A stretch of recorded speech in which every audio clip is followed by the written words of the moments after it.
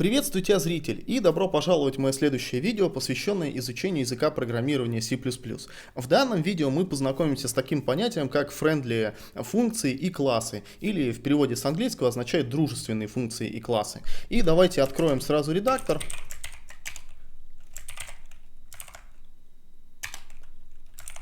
Вот, и первым делом давайте я сначала дам вам вообще представление о том, что это такое и что это за функционал такой, что значит, когда мы делаем какую-то функцию или какой-то класс, а в дальнейшем еще в конце урока мы поймем, что мы и методы, кстати, можем тоже отдельно делать дружественными, но давайте по порядку. В принципе, это, с одной стороны, очень простой функционал. За счет объявления класса или функции дружественным мы таким образом предоставляем этому классу или функции доступ к нашим закрытым полям.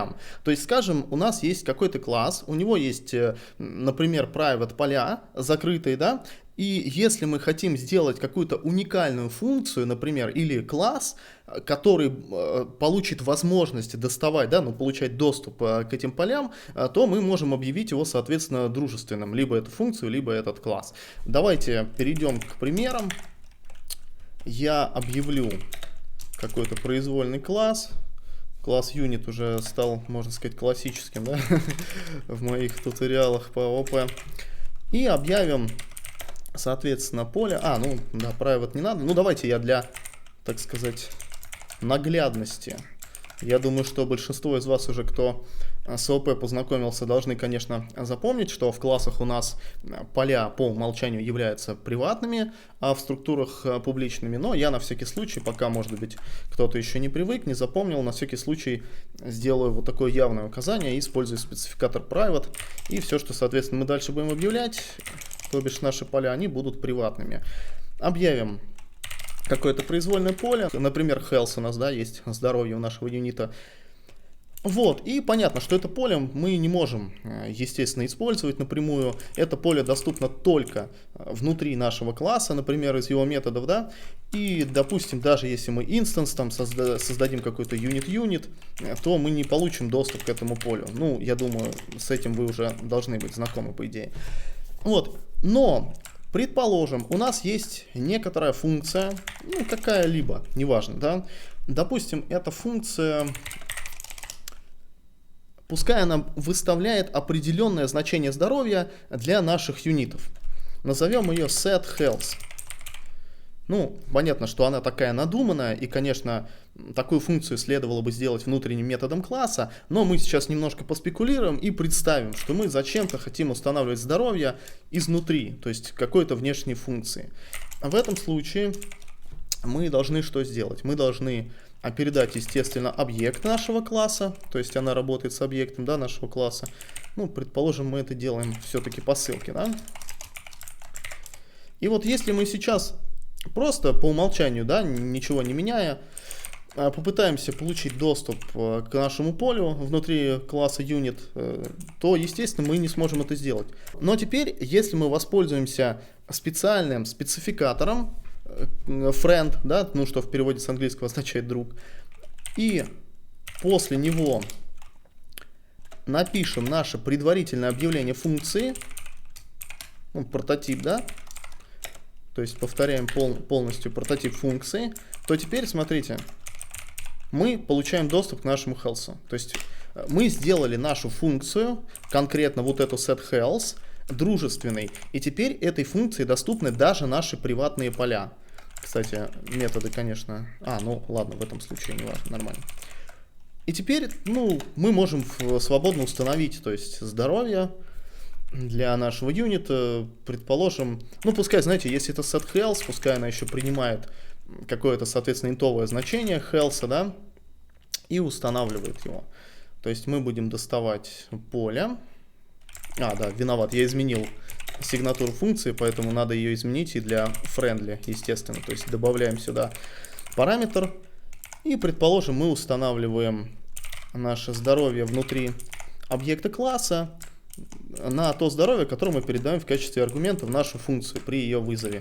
И вот теперь, смотрите, допустим, у нас есть какой-то unit, да? Ой, господи, точка. Вот, и по умолчанию у него здоровье 100. А мы, например, хотим эту юниту поставить здоровье 300, да, или там 500, ну, неважно, любое какое-то другое значение.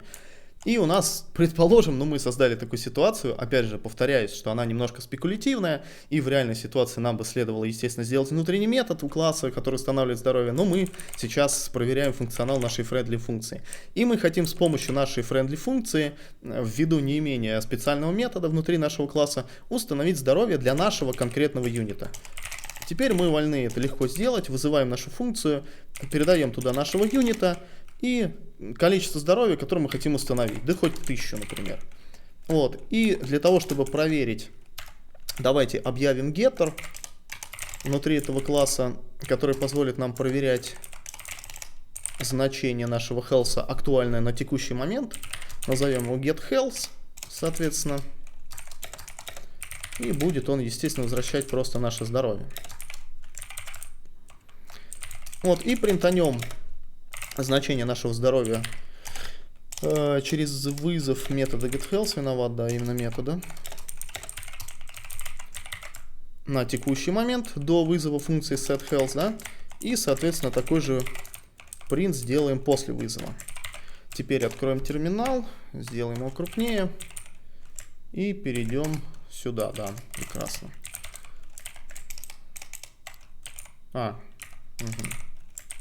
Подойдет.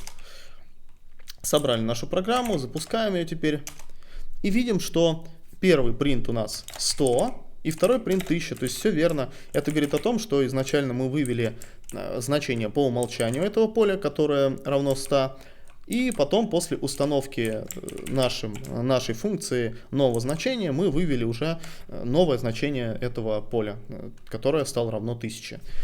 Вот, это что касается friendly функций. То есть поняли, очень простой синтаксис. Буквально пишите ключевое слово friend, и после ключевого слова пишите предварительное объявление функции, и все. То есть со всеми, ну, я думаю, что вы уже знакомы, что такое предварительное объявление, прототип функции, кто проходил, по крайней мере, мои уроки, да и вообще, в принципе, люди, которые изучают ОП, скорее всего, знакомы, да, с такими понятиями. Вот, и объявляете прототип, и все. У вас функция получает возможность залазить даже в приватные поля. То есть таким образом вы даете доступ на ваши даже приватные поля классов. Вот. Но что делать, если у нас есть именно класс, да, и мы хотим сделать один класс дружественным другому классу? Предположим, есть некий класс, ну давайте опять org, опять класс org.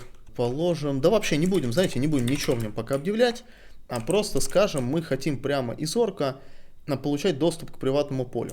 Для этого мы делаем почти то же самое. Мы воспользуемся ключевым словом friend и делаем предварительное объявление класса, которое делается с помощью указания ключевого слова класс и идентификатора класса. Просто, грубо говоря, шапку вот эту берете и переносите.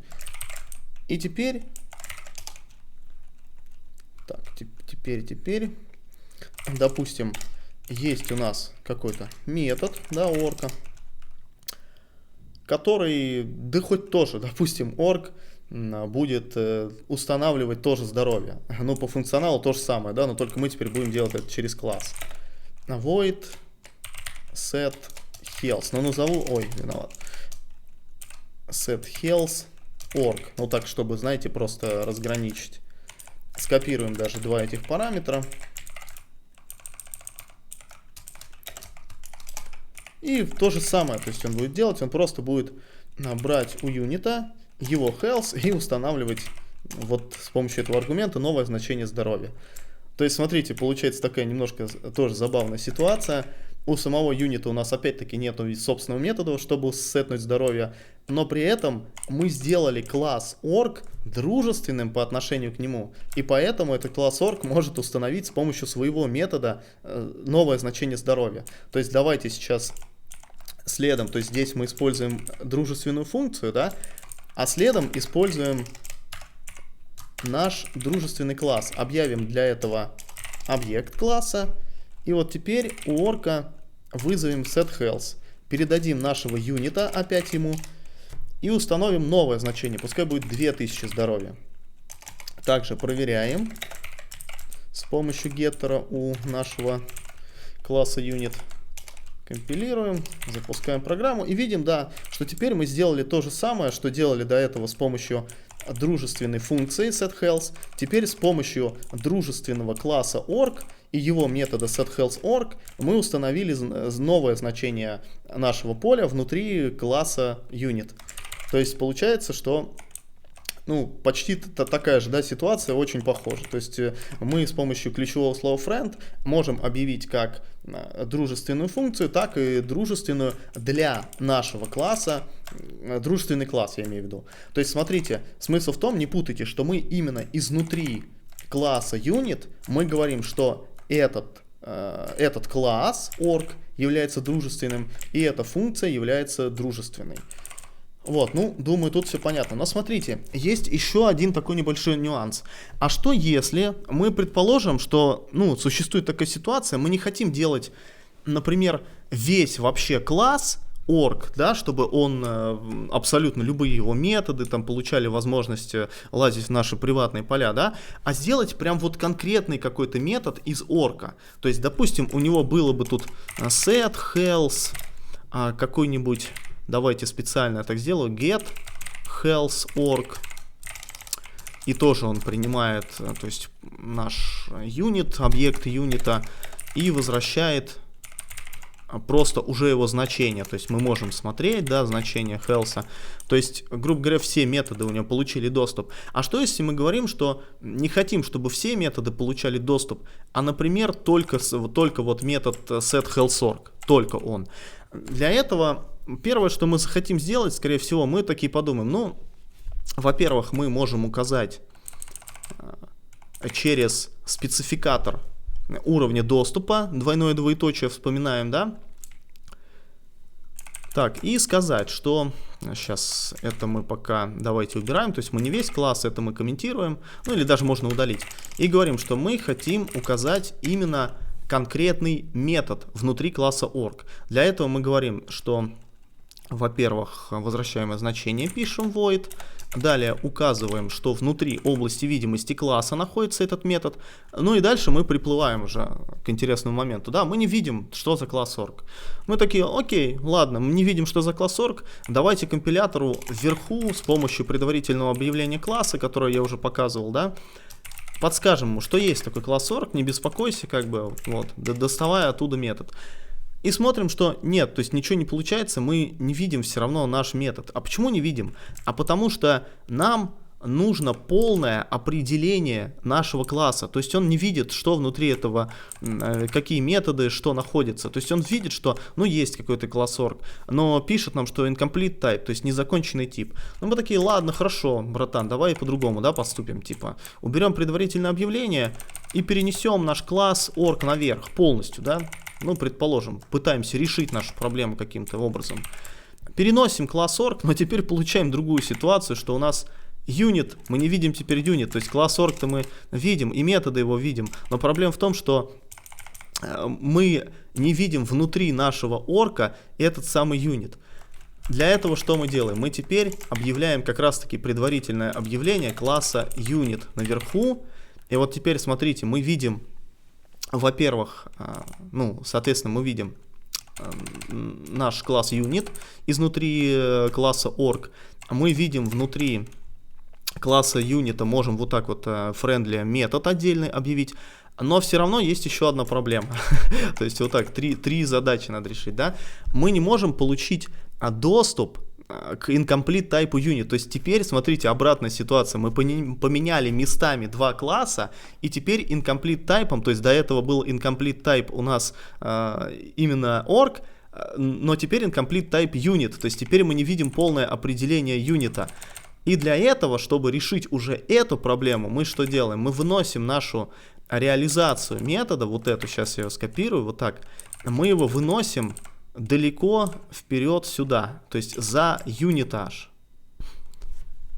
Так, это мы уберем, ладно, мы положим, с этим сейчас не работаем, давайте я пока уберу вот это дело, да.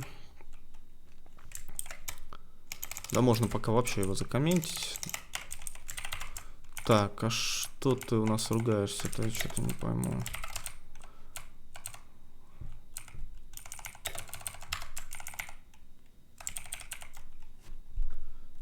Так, ну правильно. Org. Выносим определение сюда. Здесь убираем, оставляем предварительное объявление. Так, set health. А тут что у нас за проблема? Expected. Виноват. Да, виноват. Я не дописал friendly. Говорим, что теперь для юнита является friendly методом set health org. И переписываем сюда его предварительное объявление. Вот так, вот, и все, наконец-то заработал. Все, ребят, смотрите, еще раз, понимаю, что немножко все это громоздко. Сейчас еще раз все объясню изначально, да, то есть, смотрите, с одной стороны, у нас такая возникает циклическая, завязанная друг на друге на классах зависимость. То есть у нас то первый раз incomplete type org, да, то второй раз incomplete type unit становится. То есть нам и в первом, и втором случае при вот такой вот попытке сделать именно метод какой-то специфический отдельного класса friendly методом другого класса, нам нужно полное определение этого класса и одного, и другого. Потому что мы работаем как бы с объектом нашего класса и с методом класса, который мы делаем friendly. И в этом случае нам нужно вынести как бы реализацию этого самого метода, который мы делаем friendly, да, для нашего какого-то класса. То есть в данном случае мы делаем наш метод класса org дружественным для класса unit. И в этом случае мы выносим, да, метод для того, чтобы как бы метод, все вот эти, то есть объект класса unit увидел полную реализацию, соответственно, юнита. Видите, он теперь выше, то есть компилятор увидит полную реализацию юнита, и при этом он увидел полную реализацию орка. То есть мы таким образом, вынося метод за оба класса, решаем вот эту вот задачу циклической такой зависимости, что нам нужны полные определения наших классов. И только в этом случае мы получаем возможность объявить специфически вот этот метод другого класса дружественным для нашего класса unit.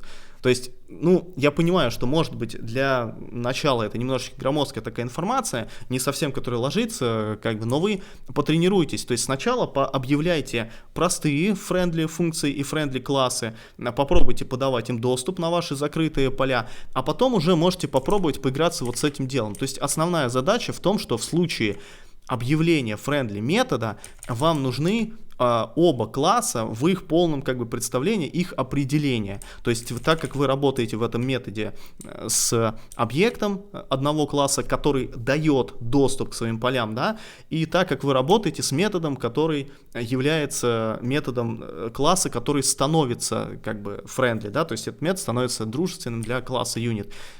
Поэтому такая вот циклическая зависимость получается, которая решается только вот таким, по сути, способом. Все, ребят, я понимаю, такая информация немножко, может быть, покажется вам нетривиальной, но вы просто, опять же, потренируйтесь, попишите собственные примеры, ну, разберите сначала те примеры, которые я вам предоставил, да, можете разобрать потом свои какие-то варианты, то есть понаписать несколько там функций, несколько классов, поэкспериментируйте, короче.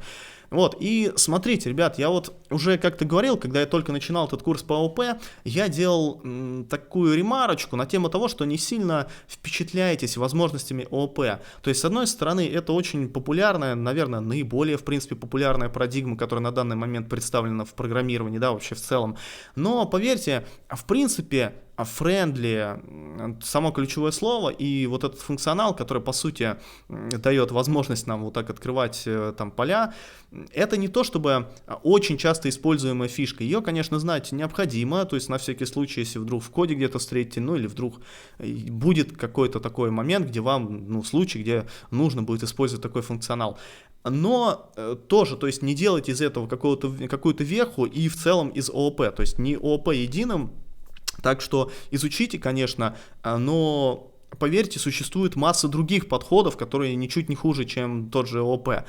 Вот, это так, небольшая ремарочка, то есть чтобы вы, я понимаю, что может для новичка может показаться, что ООП какое мощное тут там классы, методы, все это вот так вот гибко там открывается, предоставляется. Но когда-то вы придете к тому, что и в принципе, знаете, вот эта инкапсуляция немножко переоценена, когда мы все это закрываем, там под какие-то геттеры загоняем, что не всегда это в принципе и нужно. Так что в любом случае по месту где-то да, где-то ООП полезно.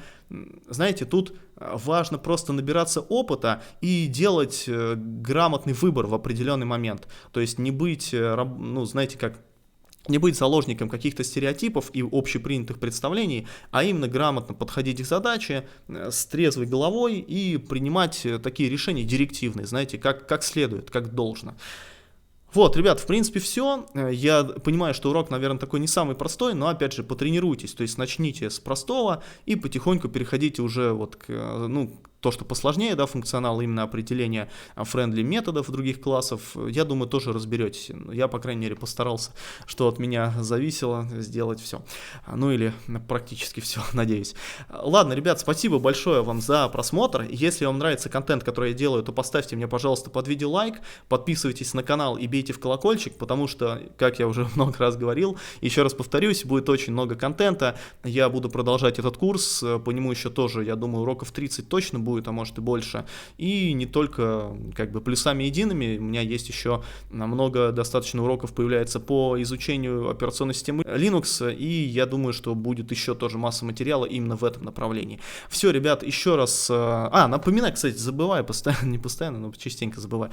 Напоминаю, что я еще стример, вы можете найти ссылочку на мой Twitch канал в описании к большинству тех видео, которые я выпускал за последнее время на YouTube. И добро пожаловать в комментарии, если вы хотите что-то, может, подправить, где-то я ошибся, что-то дополнить или просто ожидаете какой-то контент, например, от меня получить, то милости прошу в комментарии, тоже рассмотрю как бы все варианты. Все, ребят, спасибо вам огромное за просмотр, удачи вам в обучении и пока!